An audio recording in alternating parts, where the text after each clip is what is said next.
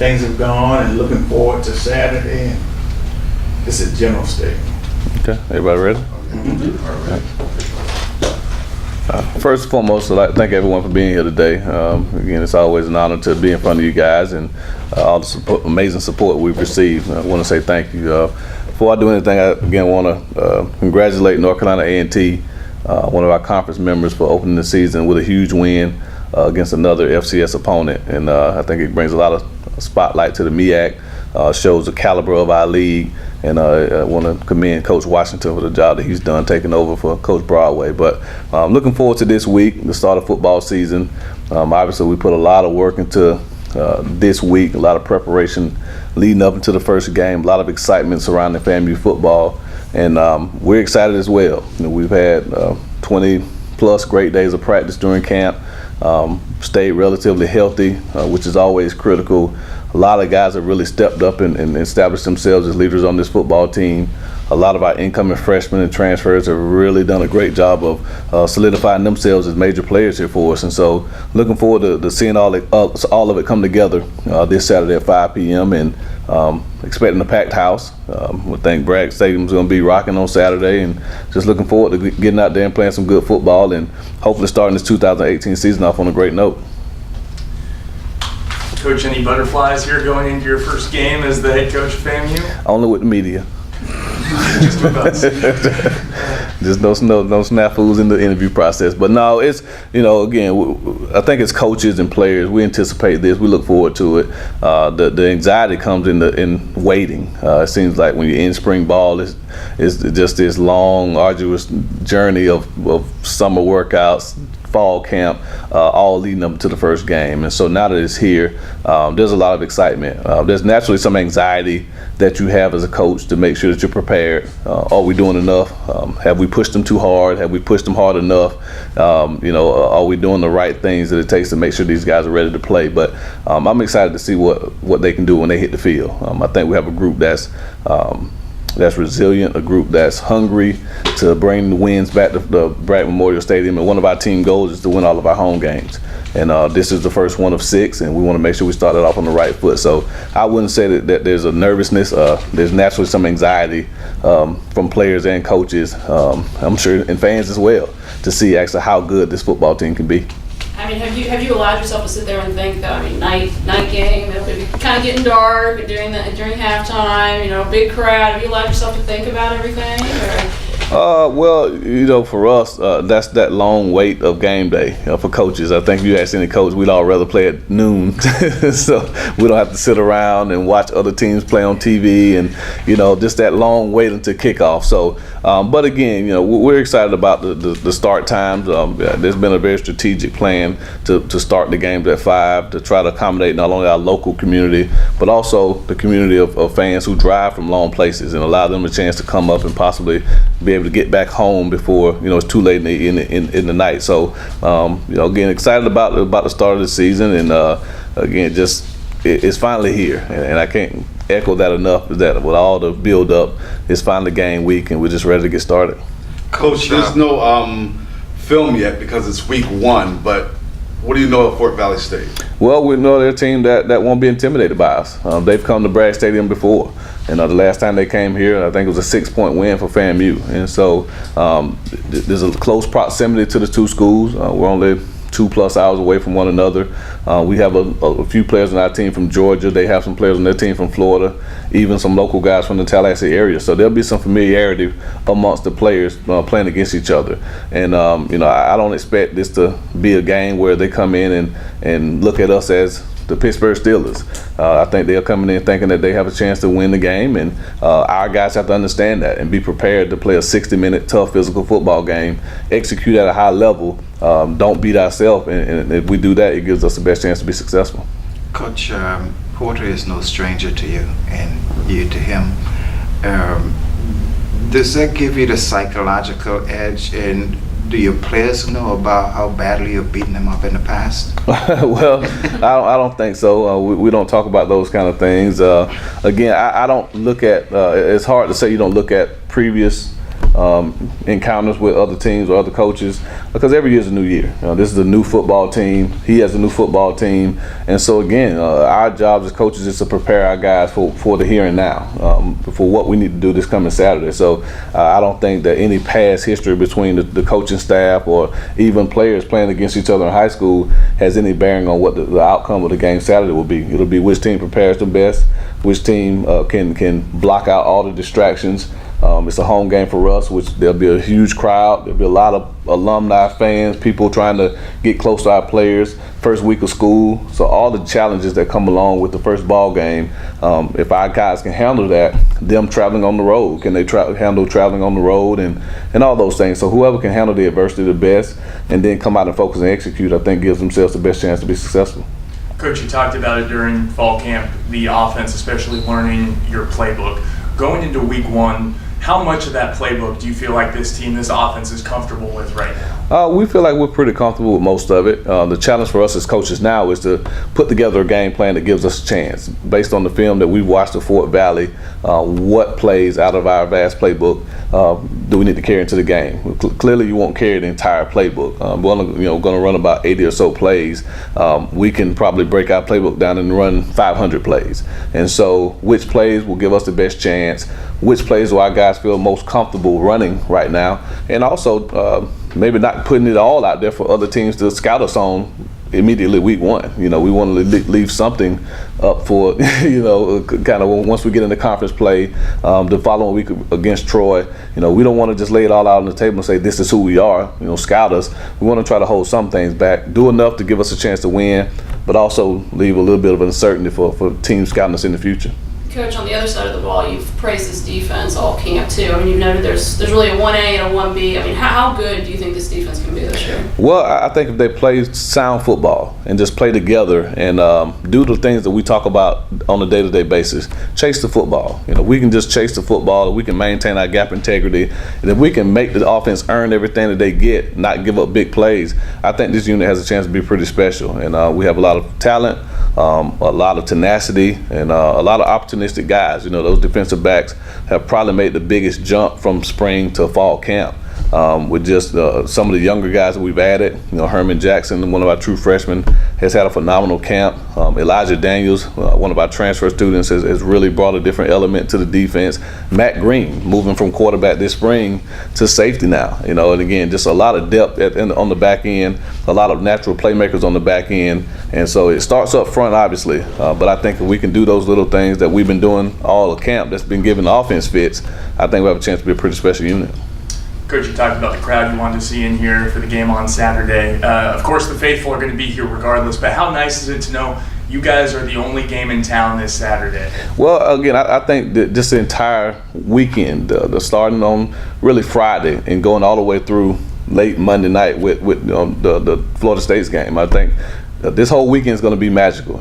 First game for FAMU at home, first game for Florida State at home. I mean, Tallahassee is going to be the place to be this weekend. And we're just happy to be able to have our own share of the spotlight on Saturday rather, and then be able to have everyone here. Hopefully we have some Seminole fans even come and support us, just like I'm sure they love to see some Rattler fans come and support the Seminoles on Monday night. So again, just a great time to be in Tallahassee.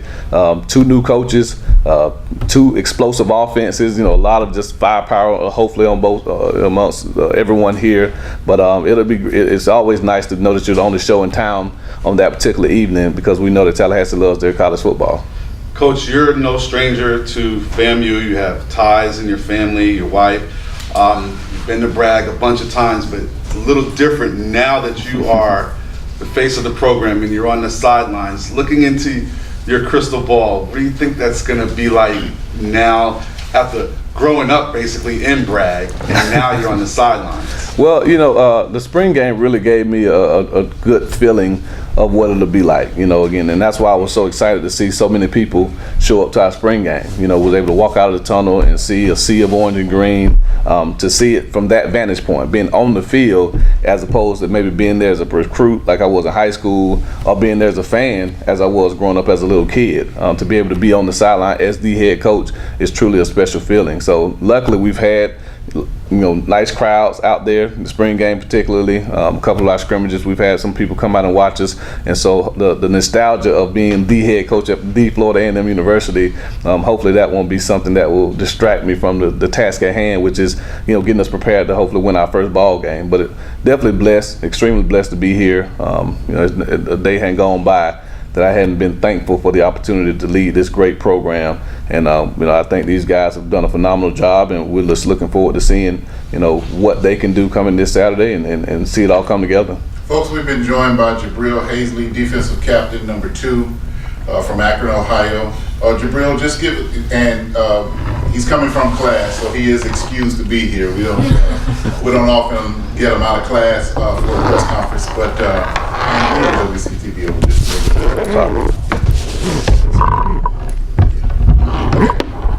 Jabril, just give us your opening statement about the team so far and looking forward to the first game.